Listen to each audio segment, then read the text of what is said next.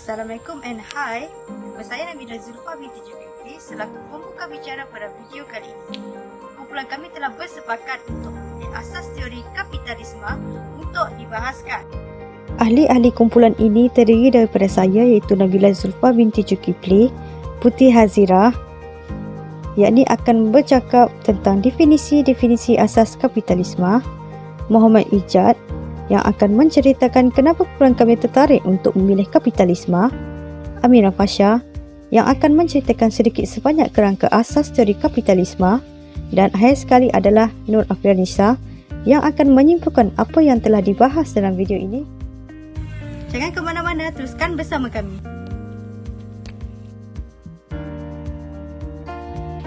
Assalamualaikum warahmatullahi wabarakatuh. Nama saya Putri Hazirah binti Muhammad Karanua. Saya ingin membentangkan tentang definisi kapitalisme.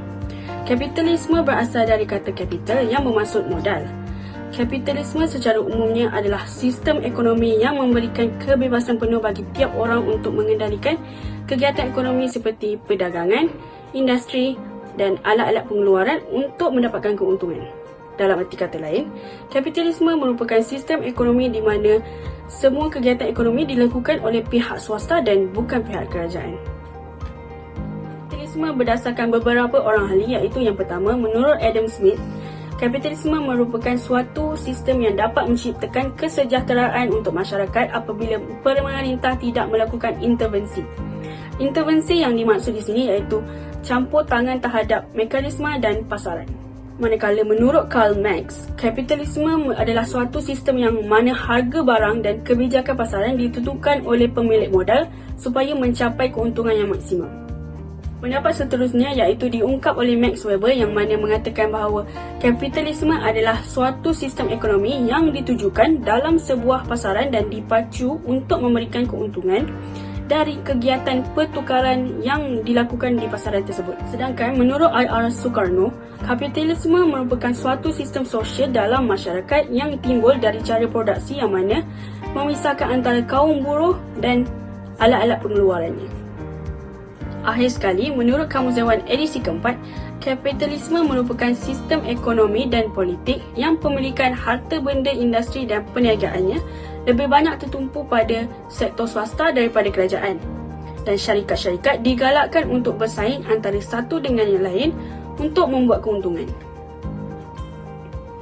Seterusnya, saya serahkan kepada Izzat. Okey, terima kasih kepada saudari Putri atas penerangan kapitalisme tadi. Okey, Assalamualaikum warahmatullahi wabarakatuh. Saya Muhammad Izzat bin Azli akan menerangkan 3 sebab kenapa kumpulan kami pilih kapitalisme. Okey, pertama adalah kebahagiaan. Berdasarkan pemerhatian daripada cendekiawan dari University of Leicester, di mana kebahagiaan ini dapat di negara-negara kapitalis utama di Eropah. Sebagai contoh, Amerika Syarikat, Kanada, New Zealand dan sebagainya. Hal ini kerana negara ini bebas untuk mendapatkan apa yang mereka mahu. Manakala barang-barangan yang produk mereka mahu ni adalah dieksport daripada negara-negara yang kurang bahagia, terutamanya di Asia. Okey, seterusnya, yang kedua adalah sosial yang baik. Okey, meskipun ramai beranggapan bahawa kapitalisme ni adalah lebih kepada mementingkan diri sendiri, namun dapat diperoleh kepada orang yang di sekeliling. Sebagai contoh, pekerja kilang yang menghasilkan produk untuk memenuhi segala keperluan harian kita. Tanpa diorang buat kerja, okey, tanpa orang-orang macam diorang ni, apa yang jadi hidup kita? Mesti tunggang langgang kan? Yang ketiga, kita dapat tingkatkan kreativiti dan inovasi individu. Hal ini kerana kapitalisme ni membebaskan setiap orang meluahkan ataupun menyuarakan pendapat ataupun idea mereka kepada orang awam. Jika idea mereka diterima oleh orang awam, maka idea itu akan menjadi tumpuan utama dan mampu membuka mata seluruh masyarakat. Jadi itulah dia kelebihan daripada kapitalisme menyebabkan kumpulan kami untuk pilihnya. Okey, terima kasih. Sambung oleh pembentang seterusnya. Hai, nama saya Mira. Okey, tiba giliran saya untuk menerangkan sedikit tentang kerangka asas bagi teori kapitalis. Okey, terdapat beberapa pelopor yang boleh dikaitkan dengan teori kapitalis. Antaranya ialah Karl Marx, Max Weber, Adam Smith, I.R. Sukarno dan juga J.M. Roman. Okey, sumber yang lebih kurang mengatakan Adam Smith adalah pelopor asas bagi teori kapitalis. Sejujurnya, kapitalis ini kerap dikaitkan dengan ekonomi.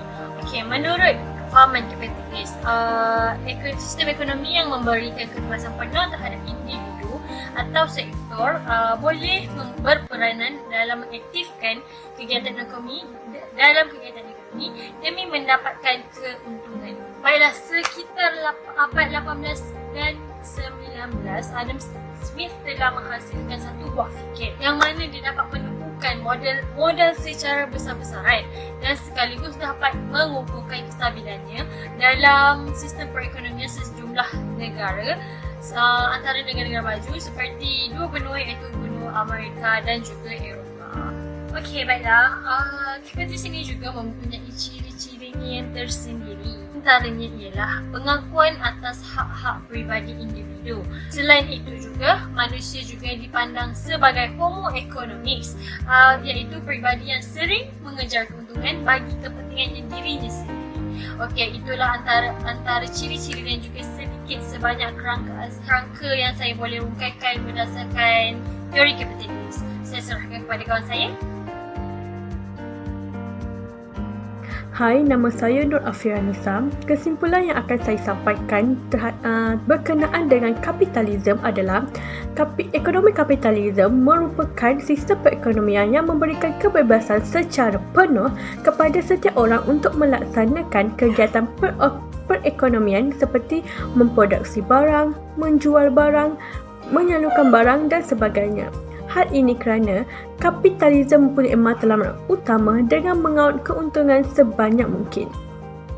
Pada era revolusi perindustrian mewujudkan perkembangan kapitalisme dengan meningkatkan kemajuan pengangkutan, kemajuan bidang pertanian, penggunaan teknologi moden, peningkatan kaedah pertanian baru dan sebagainya.